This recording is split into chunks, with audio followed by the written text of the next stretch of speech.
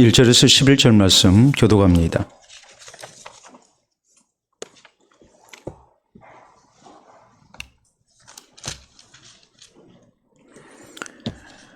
마태복음 4장 1절에서 11절 말씀 교독합니다. 그때 예수께서 성령에게 이끌려 마귀에게 시험을 받으러 광야로 가사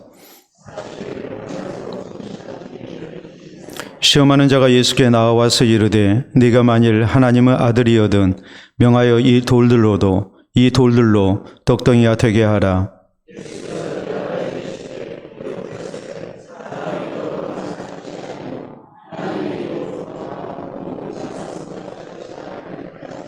이에 마귀가 예수를 거룩한 성으로 데려다가 성전 꼭대기에 세우고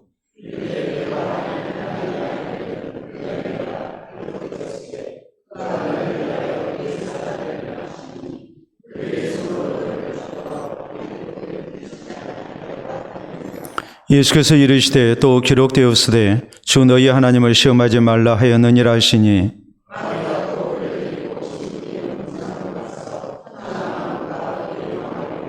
이르되 만일 내게 엎드려 경배하면 이 모든 것을 내게 주리라.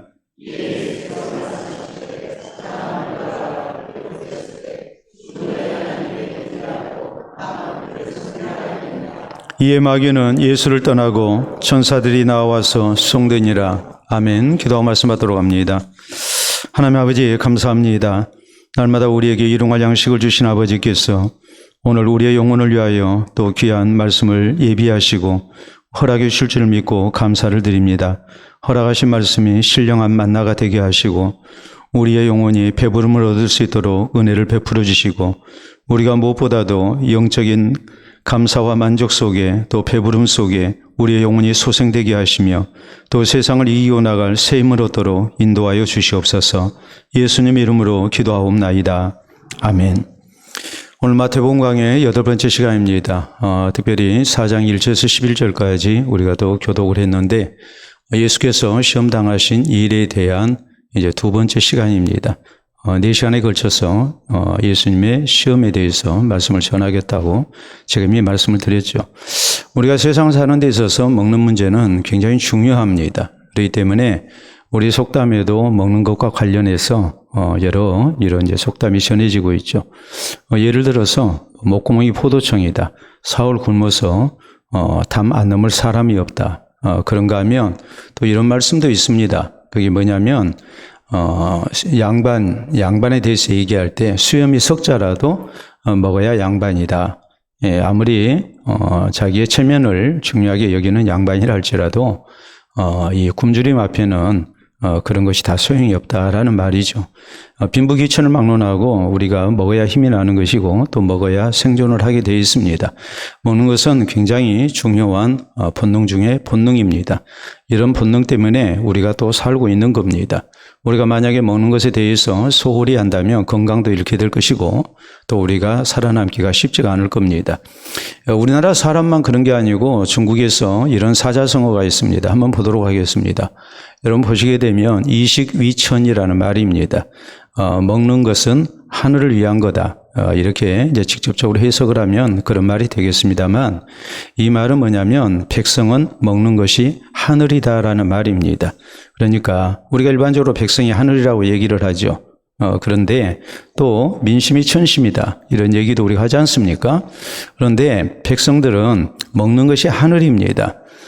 나라님은 백성의 굶주림 다 해결할 수 없지만 그래도 국가의 지도자라면 적어도 백성들이 굶주리지 않도록 하는 것, 그것이 이 군주된 왕된 중요한 책임 가운데 하나입니다.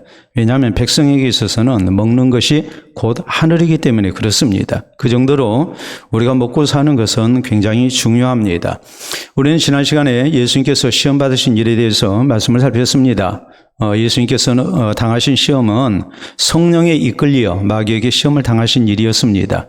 이 말의 의미는 하나님께서 우리에게 시험을 허락하실 때 그것은 우리를 망하게 하기 위해서 주시는 시험이 아니고 우리의 신앙을 성숙시키고 또 연단시키기 위해서 하나님이 주신 시험이라고 그랬죠. 그렇기 때문에 우리가 시험 당할 때 함부로 불평하고 원망하고 또 불신앙 가운데 빠지는 그런 일이 있어서는 안 된다고 했습니다. 다음으로 예수님께서 시험을 당하실 때가 언제였는가? 성경 말씀하시기를 아주 은혜가 충만하실 때였다.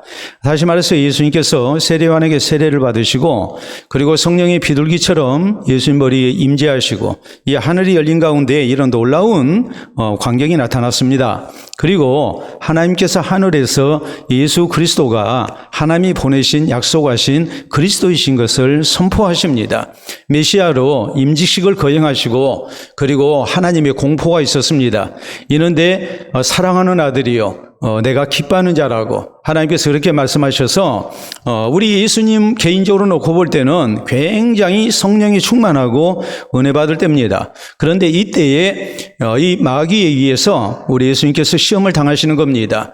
우리가 모든 일이 순적하고 잘 될 때, 우리가 형통할 때, 그때 우리가 이 사탄의 시험이 얼마든지 있을 수 있다는 걸 생각하고 우리가 그때 조심을 해야 된다는 그런 이제 말씀의 내용이었습니다. 뿐만 아니라 우리 예수님께서 시험을 당하실 때는 공생애를 시작하실 때 시험을 당했습니다. 여러분, 예수님이 30세에 공생애를 시작하셨는데 그 전까지는 마귀가 시험하지 않았습니다. 그런데 공생애를 시작하실 때에 마귀가 시험을 하는 거란 말이에요. 곧 다시 말하자면 우리가 하나님의 뜻을 따라서 신앙으로 살려 할 때에 우리에게 시험이 있는 겁니다. 우리가 하나님의 말씀대로 살지 아니해서 우리에게 시험이 분명히 있습니다.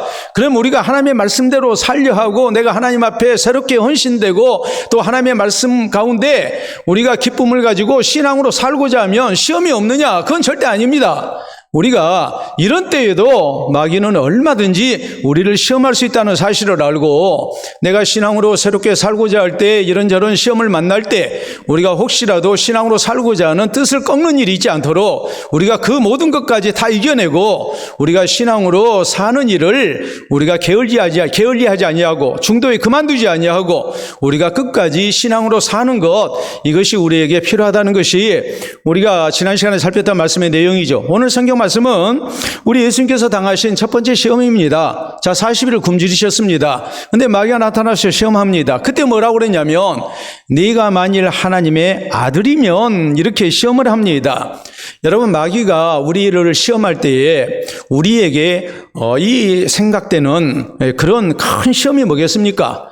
우리가 너무나도 힘든 일을 만나고 또 남들은 평안하게 산 것 같은데 나는 어떤 일들이 자꾸 막히고 이렇게 안 되고 그러면 우리가 시험 들죠. 그때 시험 들 때 우리에게 나타나는 생각이 뭐겠습니까? 내가 정말 하나님의 자녀인가? 하나님의 내가 백성인가? 하나님이 나에게 관심이 있으신가? 하나님이 정말 나를 사랑하시는 분인가? 우리가 그런 생각이 들 수밖에 없는 거예요. 고난을 만났을 때 이 시험 앞에서 우리는 내가 하나님 앞에 구원 얻은 하나님의 백성인가라는 것에 대한 회의가 들 수밖에 없는 거예요. 지금 마귀가 예수님께 그렇게 시험을 하는 거예요. 더구나 당시 상황은 어떤 때입니까? 예수님께서 40일을 금식하셨습니다. 굉장히 굶주리신 때입니다. 2절은 말씀합니다. 40일을 밤낮으로 금식하신 후에 줄이신지라 그랬거든요. 그리고 3절에 보면은 시험하는 자가 예수께 나와서 이르되 네가 만일 하나님의 아들이어도 명하여 이 돌들로 떡덩이가 되게 하라라고 이렇게 시험을 하는 겁니다. 우리 예수님에게 있어서 굉장히 절박한 상황입니다. 여러분, 우리가 배고프면 먹고 싶은 것, 이건 육신의 본능이고 또 우리가 이런 본능에 충실해야 우리의 생명을 또한 유지할 수가 있습니다. 배고파도 먹지 아니하면 그건 크게 병든 것이고 계속 그것을 고집하게 된다면 결국은 죽게 됩니다. 그러니까 배고플 때 먹고 싶은 것이 정상이거든요. 우리 가운데 어떤 분들이 얘기하기를 아니 나는 밥맛도 없고 먹고 싶지도 않고 그러거든요. 그러면은 우리가 볼 때 뭐라고 얘기하겠습니까? 아유, 좋겠네. 저절로 다이어트 하겠네. 우리가 그렇게 얘기합니까? 병원에 얼른 가보라고. 우리가 그렇게 얘기를 할 수밖에 없죠. 여러분, 안 먹으면 사람은 죽습니다. 근데 예수님이 지금 40일 동안 줄이셨습니다. 이런 상황에서 마귀가 지금 시험을 하는 겁니다. 사실 또 예수님은 얼마든지 돌을 가지고 떡을 만드실 수 있는 능력이 있을까요? 없을까요? 있으신 분이에요. 그러니까 이것이 굉장히 시험거리가 되는 겁니다. 그런데 예수님은 이것을 거절하셨습니다. 왜 거절하셨을까? 그리고 이 거절하신 것이 어떻게 해서 마귀의 시험을 이기신 길이 됐을까? 우리가 이것을 생각하고 이제 우리의 신앙생활 속에서도 사탄이 얼마든지 우리가 힘들고 어려울 때, 배고플 때 우리에게 그렇게 유혹할 수가 있습니다. 시험할 수가 있습니다. 너 돌을 가지고 떡을 만들어 먹어라. 네가 하나님의 아들이라면 그렇게 해야 하지 않겠느냐고 우리를 시험한 때가 분명히 있단 말이에요. 예수님께서 왜 이런 시험 앞에 육신의 본능을 따르기보다 이렇게 한마디로 거절을 하셨을까? 우리가 이것을 생각하면서 우리에게 이런 유형의 시험이 찾아올 때에 우리가 이 시험을 능히 이겨낼 수 있는 그런 믿음의 사람들로 우리가 훈련될 수 있어야 합니다. 자, 우리는 먼저 오늘 성경 말씀에 왜 예수님께서 거절을 하셨을까? 그것은 예수님께서 하나님께 순종하지 못하도록 하는 시험이기 때문에 그러신 겁니다. 이것이 어떤 관계가 있느냐? 자, 우리 예수님께서는 하나님의 뜻을 성취하시기 위해서 육신을 입고 이 땅 가운데 오신 분입니다. 그러니까 예수님은 철저하게 내 유익보다는 하나님의 뜻을 위해서 사시하는 분입니다. 내 뜻보다도 하나님의 뜻을 앞세워서 사시하는 분이에요. 우리 예수님께서는 하나님의 능력으로 자신이 그리스도 된 표적을 많이 나타내셨습니다. 성경은 예수님이 나타내신 표적에 대해서 이렇게 말씀을 하죠. 요한복음 20장 30절로 31절에 보면 예수께서 제자들 앞에 행하신 표적이 이외에도 많지만 오직 이것만을 너희에게 기록함은 예수님은 하나님이 보내신 그리스도로서 우리로 그를 믿어 생명을 얻게 하기 위해서라고 그랬거든요. 그리고 성경은 복음서 요한복음 21장 맨 마지막에 또 이렇게 기록합니다. 만약 예수께서 행하신 표적을 낱낱이 기록한다면 온 세상이라도 그 책을 두기에 부족할 줄 아노라 그랬어요. 성경은 철저하게 우리의 구원을 위해서 이렇게 편집이 됐어요. 우리에게 구원 얻는데 필요한 내용만 기록을 한 거예요. 예수님이 얼마든지 능력을 나타내실 수 있습니다. 우리가 복음서에 보면 예수님께서 나타내신 표적이 대략적으로 한 40여 가지입니다. 그런데 이 40여 가지의 표적 가운데 예수님은 자신을 위해서 표적을 한 번도 사용하지 않았습니다. 자신이 그리스도이신 것을 나타내기 위해서 하셨던 것이지 예수님은 자신이 배고플 때 돌을 가지고 떡을 만들어서 먹는 그런 표적을 나타내지 아니했습니다. 자신의 유익을 위해서 사신 분이 아니에요. 우리가 성경에 이런 대목이 나오잖아요. 예수님께서 열매 없는 무화과나무를 저주하십니다. 그런데 당시 상황을 성경은 이렇게 말씀합니다. 예수께서 시장하신지라 그랬거든요. 예수께서 시장하신지라. 잎사귀가 무성한 무화과나무가 있었고 무화과나무 잎사귀가 무성하다는 것은 이제 열매가 열려있다는 것을 의미하는 건데 그래서 그 무화과 열매를 먹기 위해서 가셨는데 무화과 열매가 없기 때문에 예수님께서 그것을 저주하셨습니다. 그리고 예수님은 이 사건을 통해서 이제 우리에게 열매 없는 신앙인이 얼마나 잘못된 것인가 이것을 경고하신 거예요. 근데 우리 같으면 그렇잖아요. 내가 지금 시장이에요. 그러면 무화과 나무에 열매가 없을 때 열매 열리기 위해서 우리 주님은 만들어서 드실 수 있는 분입니다. 그런데 주님은 그렇게 하시지 않았습니다. 계속 시장하신 채로 우리 주님은 발걸음을 돌리셨습니다. 자신을 위해서 우리 주님은 전혀 자신의 능력을 사용하지 않았습니다. 십자가에 달리셨을 때 사람들이 조롱합니다. 네가 만일 그리스도이거든 십자가에서 스스로 내려오라. 그러면 우리가 너를 믿겠노라. 심지어는 함께 달려서 죽게 된 강도들이 그렇게 예수님을 같이 조롱했습니다. 우리 같으면 어떻게 했겠습니까? 아주 기분 나빠서 십자가에서 내려오겠죠. 우리 주님은 충분히 그러실 수 있어요. 그런데 주님은 그렇게 하시지 않았어요. 왜냐하면 예수님은 나를 위해서 살기 위해 세상에 오신 분이 아니라 하나님의 뜻을 이루기 위해서 이 땅 가운데 오신 분이기 때문에 그렇습니다. 그렇기 때문에 주님은 내 입장, 내 형편이 우선하시지 않았습니다. 철저하게 하나님의 뜻을 앞세워서 우리 주님께서는 돌을 가지고 떡을 만들어 먹으라는 이런 유혹을, 시험을 거절하신 겁니다. 사탄의 시험은 그것이었습니다. 너의 유익을 위해서 네가 가지고 있는 능력을 사용하라는 거예요. 그러면 내가 너를 하나님의 아들로 인정하겠다는 거예요. 우리 주님은 자신을 위해서 오신 분이 아니기 때문에 그 배고픔을 참으신 거예요. 충분히 돌을 가지고 떡을 만들어 드실 수 있는 분이었지만은 주님은 그 능력을 사용하시지 않고 거절했습니다. 여러분, 우리가 신앙으로 세상을 살다 보면 우리에게도 이런 종류의 시험이 참 많다는 것을 우리가 압니다. 내 유익이 앞설 것인가? 아니면 하나님의 뜻을 앞세울 것인가?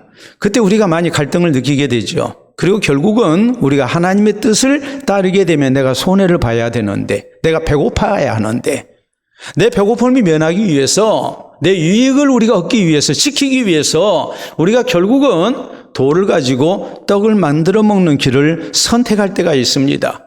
여러분, 성경에 이런 경우가 나옵니다. 사울왕이 하나님께 명령을 받았습니다. 우리가 사무엘상 15장에 있는 말씀을 보면 아말렉을 진멸하라고 하나님께서 말씀하십니다. 사람도 진멸하고 그리고 가축도 다 진멸하라고 하나님께서 명령하셨습니다. 근데 사울왕이 양떼 소떼 가운데서 좋은 것을 남겨뒀습니다. 아까웠죠. 자기 생각에 이런 것들을 다 죽이는 것은 손해라고 생각을 한 겁니다. 하나님의 뜻이 우선된 게 아니라 내 뜻이 우선한 거예요. 그래서 그는 결국 불순종하고 말아요. 우리 같으면 어떻게 했겠습니까? 아까운 생각이 들었겠죠, 우리도. 그리고 하나님 뜻대로 우리가 순종하지 아니했을 거예요. 돌을 가지고 떡을 만들어 먹는 그런 경우와 똑같습니다. 다윗은 사울왕을 죽이지 않습니다. 사울왕 죽이면 내가 편합니다. 근데 안 죽입니다. 왜요? 하나님 뜻이 아니니까. 주변에 있는 사람들이 다 죽여야 된다고 얘기를 해도 다윗은 죽이지 않아요. 왜냐하면 부하들의 의견이 중요한 게 아니라, 백성들의 의견이 중요한 게 아니라, 내 판단이 중요한 게 아니라 하나님의 뜻이 우선이었기 때문에 그런 겁니다. 다니엘과 그의 세 친구도 마찬가지입니다. 왕명을 따르면 내가 편합니다. 왕명을 따르면 내게 출세길이 보장되어 있습니다. 그런데 그렇게 하지 않죠. 하나님의 뜻을 따르죠. 내 유익보다는 하나님의 뜻을 따르고 손해보는 길을 택한 겁니다. 이것이 바로 신앙의 모습이라는 걸 우리가 알아야 해요. 우리가 잘 아는 지미 카터 대통령은 신실한 그리스도인이었습니다. 이분은 도덕 정치를 지향했습니다. 도덕 정치라 하면 하나님의 뜻을 우선하는 정치를 얘기를 해요. 우리가 정치인들 거짓말 잘한다는 거 잘 알지 않습니까? 그런데 대개 정치인들이 국가 이익을 앞세웁니다. 기독교 문명권이었음에도 불구하고 이 사람들이 하나님의 뜻보다는 국가 이익을 우선시하는 정치를 해왔습니다. 근데 카터는 국가 이익보다도 하나님의 뜻이 우선이었습니다. 그래서 결국에는 어떤 문제가 생겼느냐? 무능력한 대통령이 된 거죠. 나라를 잘못 이끈다고. 그래서 그는 재선에 실패했습니다. 부끄러운 일이었습니다. 어떤 의미로 보자면 참 치욕스러운 일이었죠. 그러나 세월이 흘렀을 때에 카터의 신앙을 더 존중하는 사람들이, 국민들이 많아졌고, 카터는 역사상 아주 훌륭한 대통령으로 이렇게 자리매김이 됩니다. 카터는 이렇게 염려합니다. 오늘날 미국을 볼 때에 국가 이익이 하나님의 뜻보다 우선하고 있다. 그럼 미국은 성경으로 하나님의 뜻으로 돌아와야 된다고 이렇게 외칩니다. 그래야 하나님이 사랑하시는 나라가 된다고 강조합니다. 우리 그리스도인들이 사회 요직에, 정부 요직에 있는 그리스도인들이 참 많은데 우리가 이것이 자랑스럽지 못하고 부끄러울 때가 참 많습니다. 왜냐하면 좋지 않은 일로 이렇게 나오기 때문에 그래요. 대통령의 장모라는 분, 최은순 씨가 그리스도인지 아닌지는 모르겠습니다. 제가 모릅니다. 네, 그 사람이 범법행위로 인해서 법정 구속을 당했을 때 며칠 전에 외쳤던 말은 나는 하나님 앞에서 죄진 것 없다고 그랬습니다. 하나님 앞에서 죄진 것 없다. 하느님이 아니라 하나님이라고 했거든요. 그 하나님 앞에서 죄진 것 없다는 말을 사람들이 들었을 때 아, 저 사람 교회 다니는 사람인가 보다. 그렇게 생각을 해버려요. 근데 실제적으로 정치인들 가운데 혹은 기업인들 가운데에 그리스도인으로서 자기의 유익을 위해 경제적 이득을 위해서 불법을 저지르는 사람들이 참 많죠. 그런 것들이 우리를 부끄럽게 하죠. 내 유익을 앞세우다 보면은 우리가 하나님의 뜻을 팽개쳐 버리는 거란 말이에요. 이게 바로 돌을 가지고 떡을 만들어 먹는 행위예요. 예수님은 자신을 십자가에 내어주시기 위해서 하나님의 뜻을 이루기 위해서 오신 분이에요. 얼마든지 그 상황이 돌을 가지고 떡을 만들어 먹어도 이해가 됩니다. 우리 주님은 그만한 능력이 있습니다. 그런데 주님은 하시지 않습니다. 왜요? 나는 하나님 뜻을 위해서 세상에 왔기 때문입니다.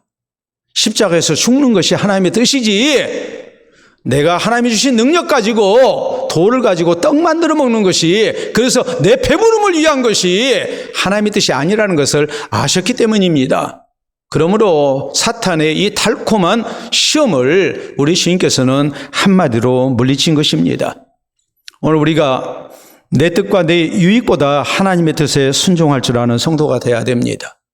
그래서 돌을 가지고 떡을 만들어 먹으라는, 내 상황이, 내 형편이 얼마든지 그럴 수 있다 한들 우리는 그래서는 안 된다고 우리가 그것을 거절할 수 있는, 그리고 하나님의 뜻에 순종하고 사는 그리스도인 되기를 힘써야 합니다.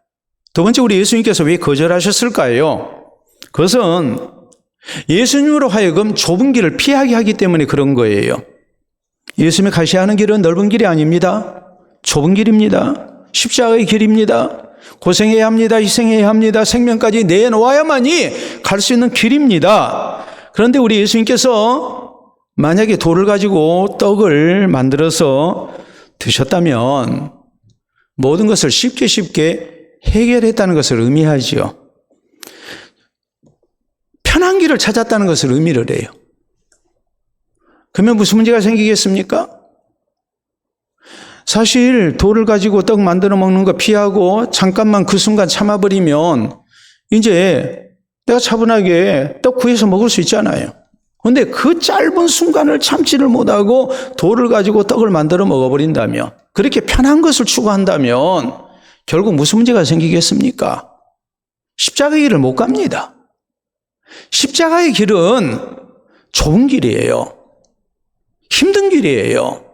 내 모든 것을 내려놔야 하고, 어떤 경우는 내 생명까지 내놔야 해요. 여러분, 대한민국 교회의 영성을 얘기할 때에 흙바닥에 가만히 깔고 예배드릴 때가 가장 뛰어났다고 얘기합니다. 오늘날에 참 편하잖아요. 얼마나 시원하고 좋습니까? 내 집보다도 그 예배당이 더 시원합니다. 그렇지 않습니까? 의자도 푹신하고 등 대면 편안하고, 그렇지 않습니까? 내가 더 힘들까요? 여러분이 더 힘들까요? 여러분이 더 힘들죠? 얼마나 좋아요. 그런데 이 편안한 것이 결국 우리의 영성을 갉아먹죠. 우리가 자꾸 편한 거 하다 보니까 하나님 말씀대로 사는 것이 좀 힘들겠다고 생각하면 포기해버려요. 예배도 그렇고 기도하는 것도 그렇고 그래요. 오늘도 아내가 저한테 그런 얘기를 해요. 오늘은 일부 예배가 더 많이 나올 것 같다고. 왜 그러냐고 그랬더니 오전이 더 시원하니까. 저한테 그래요. 내가 우리 교인들이 그러겠어? 그랬더니 하는 말이, 당신이 일찍 가니까 모른대요. 11시 예배에 참석하러 오는 사람들은 숨이 컥컥 막힌대. 네? 그러니까 일부 예배에 좀 더 시원할 때 온다는 거예요. 제가 기온을 딱 쟀어요. 제가 올 때 27도. 네? 11시쯤 되니까 31도. 네? 4도 차이면 엄청나죠? 우리가 자꾸 편하게 신앙생활 하려고 하거든요. 그 편한 길을 추구하다 보면 십자가 길을 못 가는 거예요. 여러분, 신앙생활이 편한 길입니까? 우리 예수님께서 편한 길이라고 말씀하셨습니까?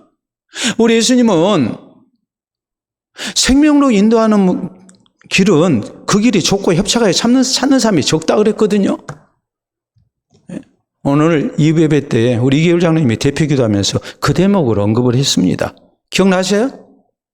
기억 안 나요. 이계율 장로님 그렇게 기도했어요, 안 했어요? 했죠. 그러니까 기도 시간에 다 자잖아요. 편하잖아요. 네? 장로님이 어제 저한테 그랬어요. 학생회 수련회 끝나고 강사 목사님하고 이렇게 대화하다가 저 내일 기도기 때문에 일찍 가야겠습니다. 제가 기도 준비해야 합니다. 그리고 장로님은 준비해서 대표 기도 하시는데 여러분은 기억도 못하면 안 되잖아요. 예? 그 기도 잘 듣고 있다가 아멘 아멘 하면서 같이 뜻을 모아서 하나님 앞에 우리가 합심해서 간구해야 하지 않겠습니까?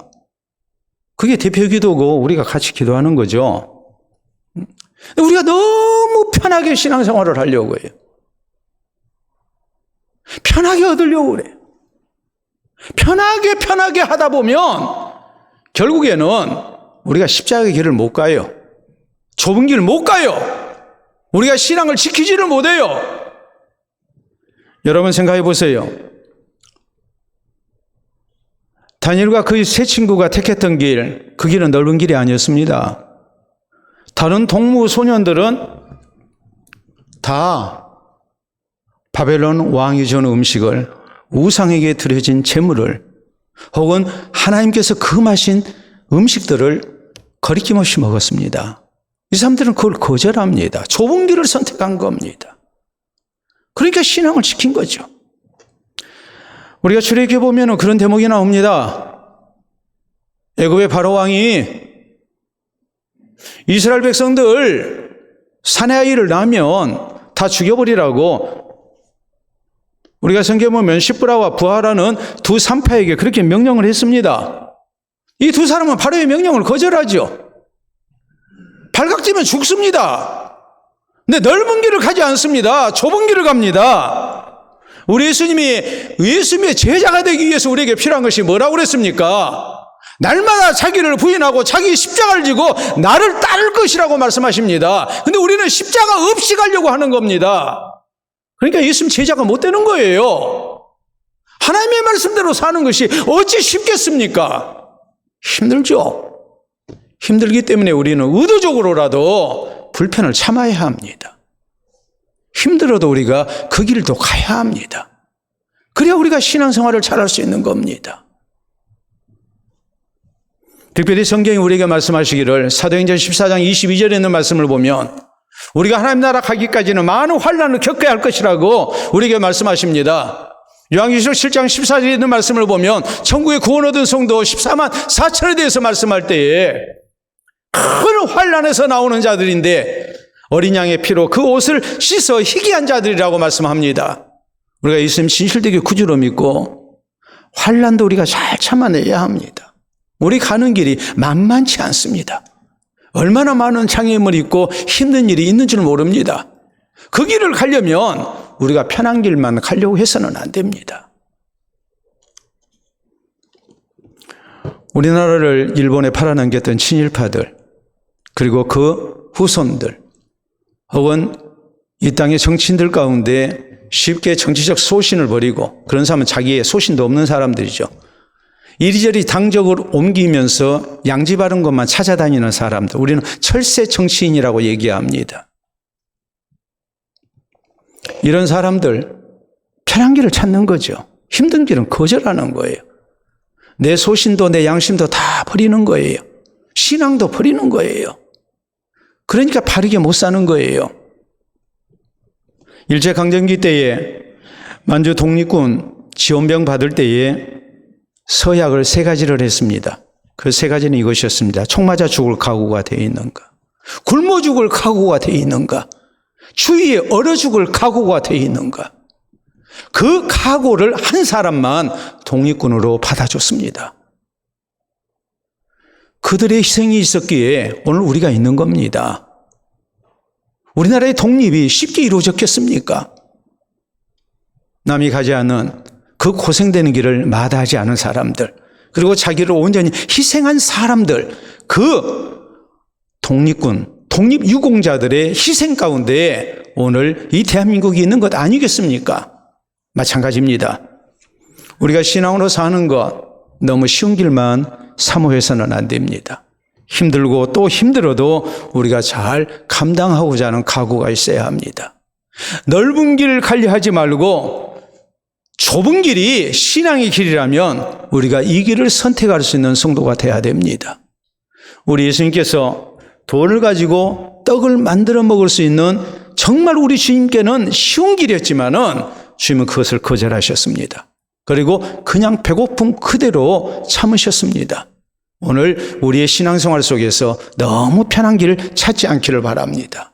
편한 길 찾다 보면 결국에는 우리가 좁은 길을 갈 수가 없고 결국에는 내 십자가 지고 주님 따를 수 없고 우리가 신앙까지 팔아넘길 수 있는 가능성이 충분하다는 것을 명심하고 우리가 고난 속에서도 끝까지 믿음을 지키고 내 십자가 지고 좁은 길을 갈 수 있는 우리 모두가 될 수 있기를 바랍니다.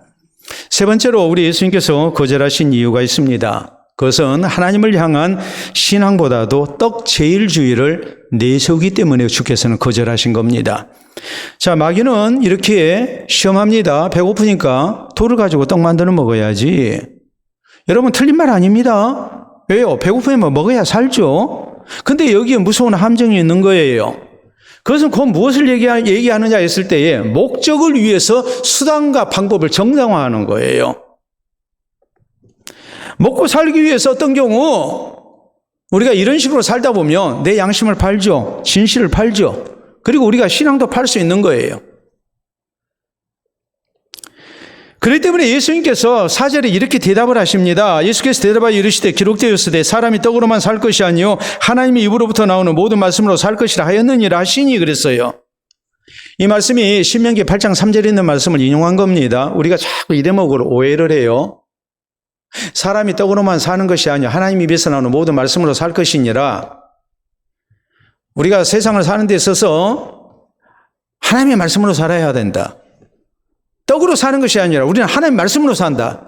이렇게 극단적인 주장을 하는 사람이 있는가 하면 또 어떤 사람은 우리가 세상을 사는데 하나님의 말씀도 필요하고 뭣도 필요하고 떡도 필요하고 떡으로만 사는 것이 아니요 하나님의 말씀으로 사는 거다. 이런 식으로 해석을 하거든요. 이건 그런 말씀이 아니에요. 우리가 신명기 8장 3절에 있는 말씀이 원래 어떻게 기록됐는가를 봐야 해요. 모세가 이스라엘 백성들에게 죽기 전에 유언 같은 말씀을 남깁니다. 지난 40년의 생활을 돌아보면서 저희에게 지금 이 말씀을 남기고 있는 거예요. 제가 내년 4월에 설교할 것을 4월 14일 설교입니다. 내년 4월 14일 설교를 제가 이렇게 준비를 하면서 제목이 옛날을 기억하라예요. 옛날을 기억하라. 신명기 32장에 있는 말씀이에요. 모세가 너희들의 옛날을 기억해라. 제가 설교 준비를 하면서 이선희의 옛날이요. 그것도 제가 가사를 이렇게 생각을 해보고 또 응답하라 1988 그것도 제가 다시 한번 TVN에서 이렇게 했던 드라마도 제가 다시 한번 이렇게 검색을 해보고 했습니다. 왜냐하면 옛날을 기억해야 되니까.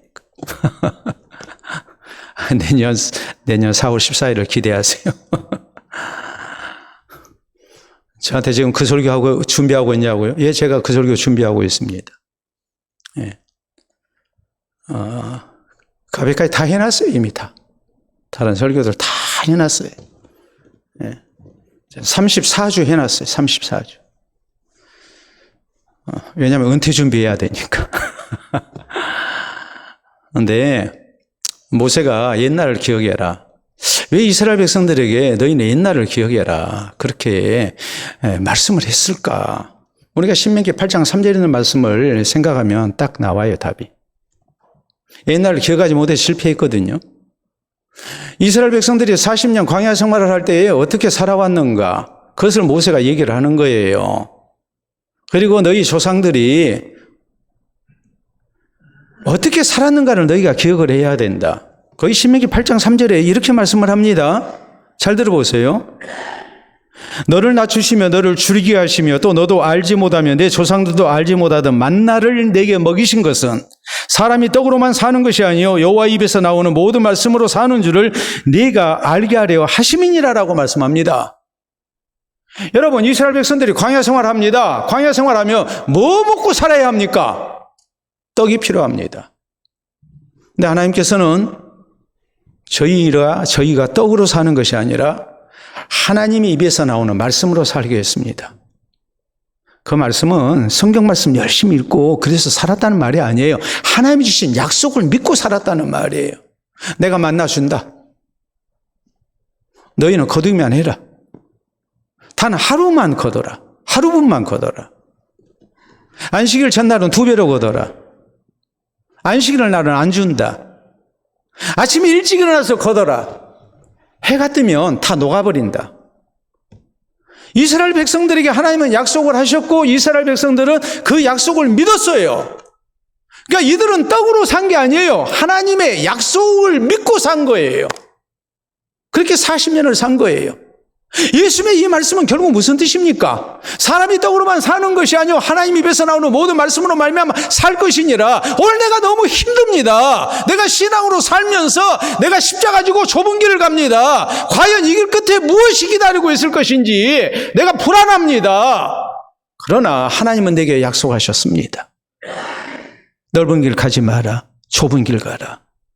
그 길이 너를 생명으로 인도한다. 자기 십자가를 지고 나를 따라야 네가 진짜 내 제자가 된다. 환난도 이겨내야 된다. 그래야 구원 얻은 천국의 백성이 될 수 있다. 우리 그 하나님의 약속을 붙들고 사는 거예요. 오늘 내가 신앙 양심으로 살다가 배가 고픕니다. 내가 손해봤습니다. 내가 하나님의 말씀대로 내가 사업을 하다가 내가 다른 사람보다도 뒤처진 것 같습니다. 그렇다고 그래서 우리의 결과에 대해서 우리가 염려해야 하느냐? 아닙니다. 왜요? 신실하신 하나님이 내게 약속하셨기 때문에. 그 약속을 우리가 사는 거예요. 하나님의 말씀으로 사는 거예요. 우리가 떡으로만 사는 게 아니에요. 근데 우리가 자꾸 떡으로만 살려고 하는 거예요. 그러면서 우리는 인간적인 수단과 방법을 의지합니다. 불쌍한 길을 선택합니다.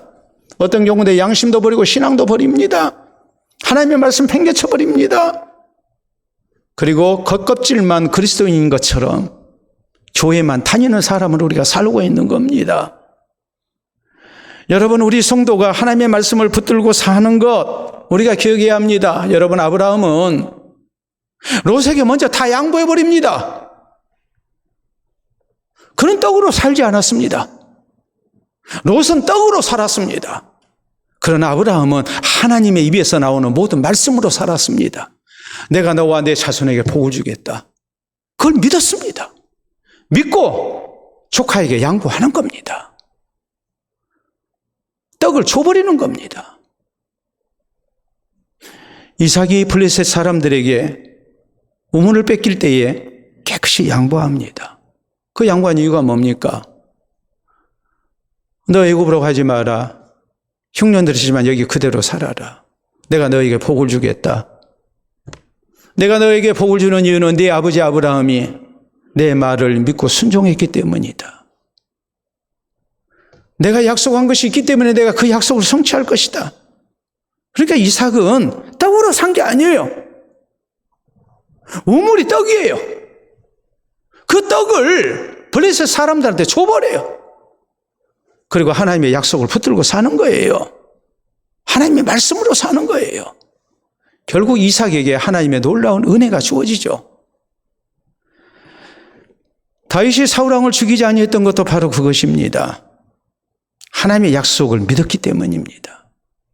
다 죽이지 않는데 죽이지 않습니다.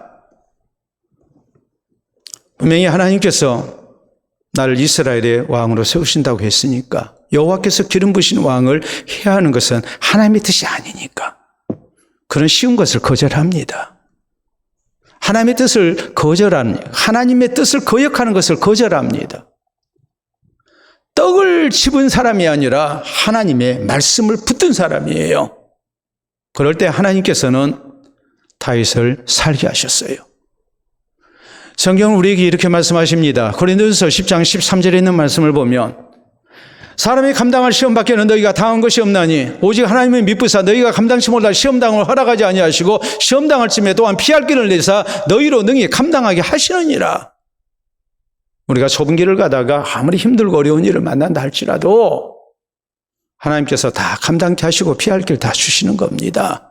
로마서 8장 28절은 말씀합니다. 우리가 알거니와 하나님을 사랑하는 자, 그 뜻대로 부르심을 입은 자들에게는 모든 것이 합력하여 선을 이루느니라.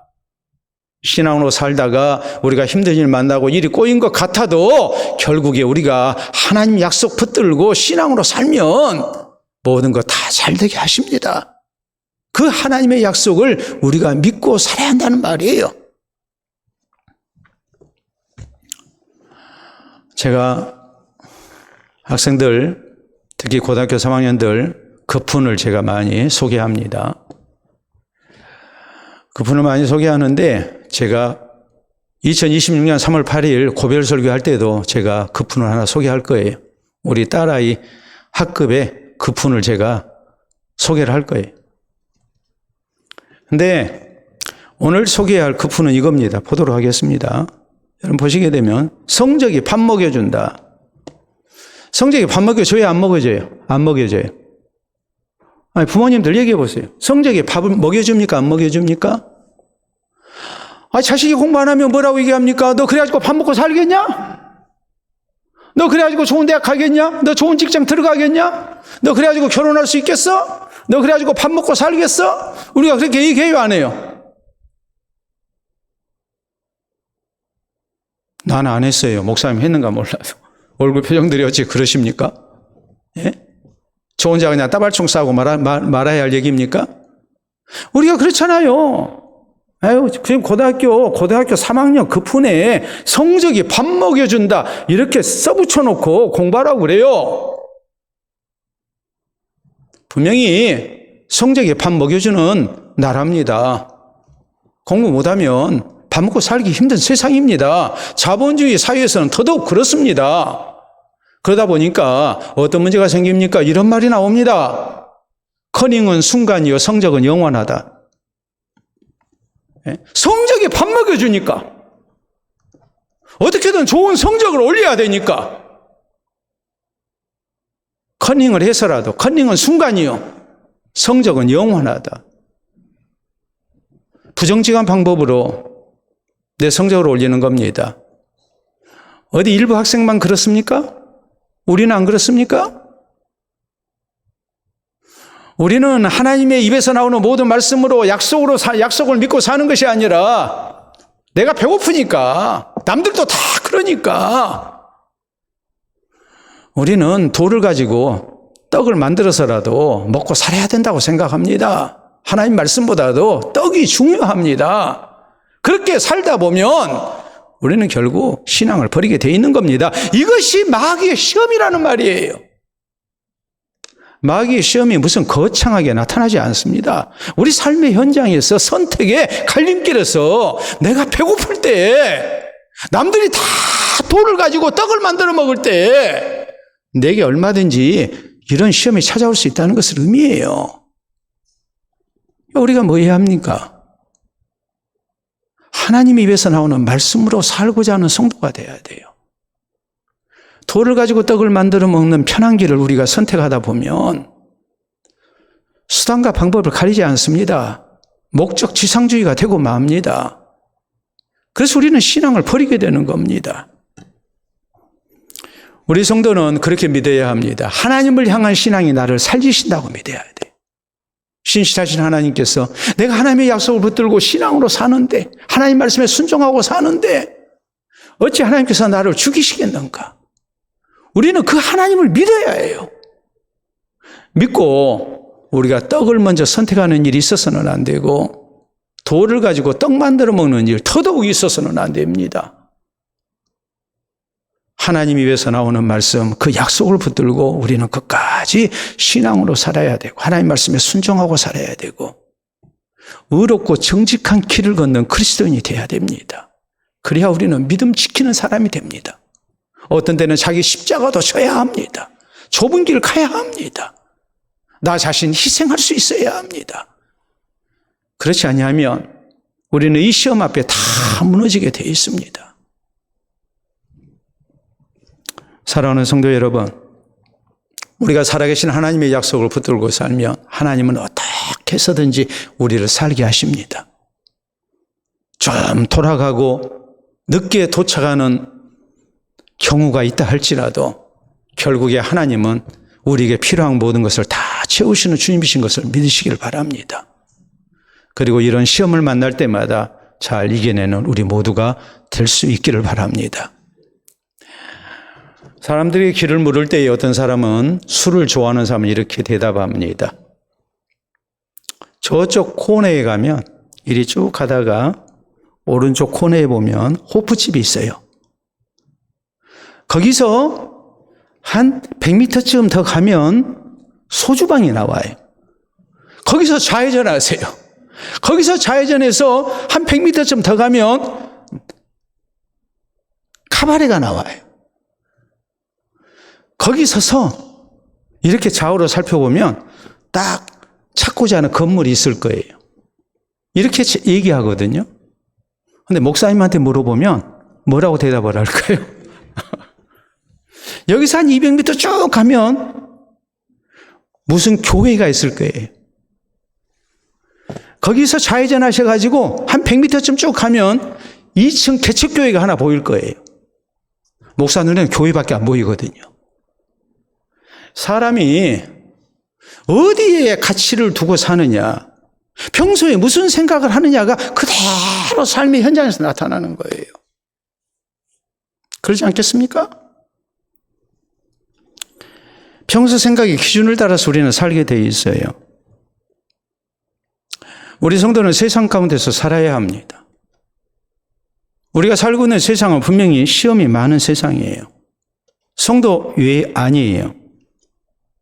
우리에게도 배고플 때가 있고 힘이 줄일 때가 있어요. 그때에 돌을 가지고 떡을 만들어 먹는 사람들이 주변에 있어요. 그리고 사탄이 우리에게 속삭이는 거예요. 너도 돌을 가지고 떡을 만들어 먹어라. 너 배고파 죽을래? 너 바보짓이야. 아이, 너희 교회 장로님도 그래. 너희 교회 목사님도 그런 거 내가 봤다니까? 그렇게 유혹하면 어쩔 겁니까? 우리에게 그런 유혹이 찾아와요. 돌을 가지고 떡을 만들어 먹으라. 내가 너무너무 배고픈데 주변에 있는 사람들이 나 떡 먹일 줄 생각 안 하고 자기들끼리만 돌을 가지고 떡을 만들어 먹는 겁니다. 그러면 우리가 유혹을 받죠. 그리고 우리는 불의한 방법으로 신앙을 버려가면서 우리는 편한 길을 선택하고 궁극적으로는 하나님의 약속의 말씀을 믿지 아니하고 불신앙의 길을 선택하는 겁니다. 세상 사람하고 똑같이 사는 거예요. 이 시험에 우리가 자꾸 넘어지는 거예요. 오늘 주신 말씀 생각하면서 내가 배고플 때, 내가 힘들 때, 남들은 쉽게 편한 길 찾아가면서 신앙 팔아가면서 하나님 외면하면서 살고 있을 때 오늘 나는 어떻게 살아야 할 것인가? 우리의 가치관이 어디 있어야 할 것인가? 내가 무엇을 붙들고 살아야 할 것인가? 우리가 분명히 해야 합니다. 우리 예수님께서 사탄의 시험을 한마디로 거절하셨듯이 우리에게도 분명한 자세가 필요합니다. 오늘 주신 말씀을 생각하면서 내 유익보다는 하나님의 말씀이 기준이 돼야 됩니다. 신앙으로 사는 것이 힘들어도 우리는 넓은 길 대신에 좁은 길 가야 합니다. 신실하신 하나님 믿고 하나님을 향한 신앙으로 우리는 하나님의 약속을 붙들고 우리는 신앙의 길을 선택해야 합니다. 그래서 사탄의 모든 시험을 이겨내고 우리 믿음의 길, 좁은 길을 할지라도 끝까지 잘 달려가는 우리 모두가 될 수 있기를 바랍니다. 우리 함께 기도합니다. 오늘 생각합시다. 신앙으로 살고 싶었지만 우리는 너무 배고팠어. 너무 힘들었어. 그 길을 거절하고 편한 길만을 추구했던 적이 분명히 있었습니다. 신앙 대신에 떡을 선택했던 때가 분명히 있었습니다.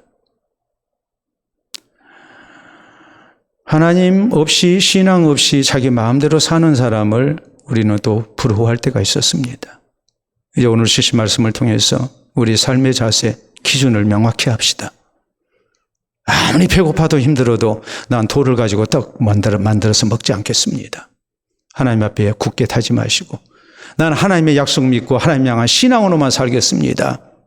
내 뜻보다 하나님 뜻 앞세우고 넓은 길보다 좁은 길 가고 하나님께서 어떻게든 나 살려내시고 감당케 하시는 하나님 은혜가 있는 줄 믿고 난 하나님 약속 붙들고 살겠습니다. 우리 함께 기도로 다짐합니다.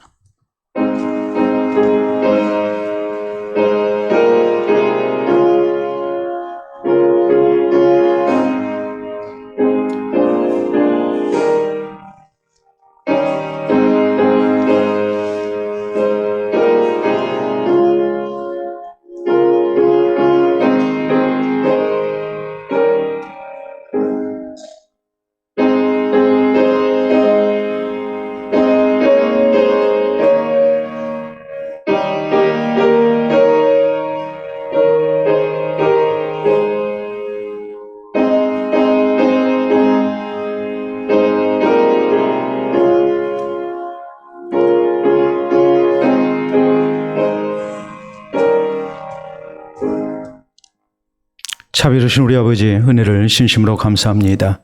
자주로 넘어졌던 우리들, 특별히 우리의 경제적인 문제 때문에 우리가 신앙을 버리고 세상의 물질을 선택했던 적이 참 많았던 우리들을 주께서 자비로 여기시고 긍휼히 여겨주시며 오늘 하나님의 말씀을 통해서 우리의 신앙을 다시 한번 정립할 수 있도록 해주신 줄로 믿고 감사를 드립니다. 너무너무 힘들고 배고플 때 우리가 돌을 가지고 떡을 만들어 먹으라는 유혹을 물리칠 수 있기를 원합니다. 내 유익보다 하나님의 말씀에 먼저 순종하는 길을 선택하게 하시고 하나님의 뜻을 앞세우는 우리 되게 하여 주시옵소서. 넓은 길 우리가 좋아하기보다는 좁은 길 걸어가는 성도가 되게 하시고 내게 주신 십자가 지고 우리가 믿음의 길을 묵묵히 걸어가게 하시사 그 길 가운데 하나님께서 함께해 주시고 또 모든 일 가운데 하나님께서 살려주시는 은혜가 있게 해주시옵기를 원합니다. 갈림길에서 세상의 떡을 우리가 취하지 아니하게 하시고 온전히 살아계신 하나님의 약속 붙들고 하나님의 말씀으로 살고자 하는 우리 되게 하여 주시옵소서. 그래서 모든 유혹을 이겨내고 믿음을 지키는 성도들 되게 하시고 하나님께서 각별히 사랑하시고 아끼시고 또 그 믿음을 인정하시고 선한 길로 인도해 주시는 복된 은혜가 우리 모두에게 있게 하여 주시옵소서. 예수님 이름으로 기도하옵나이다. 아멘.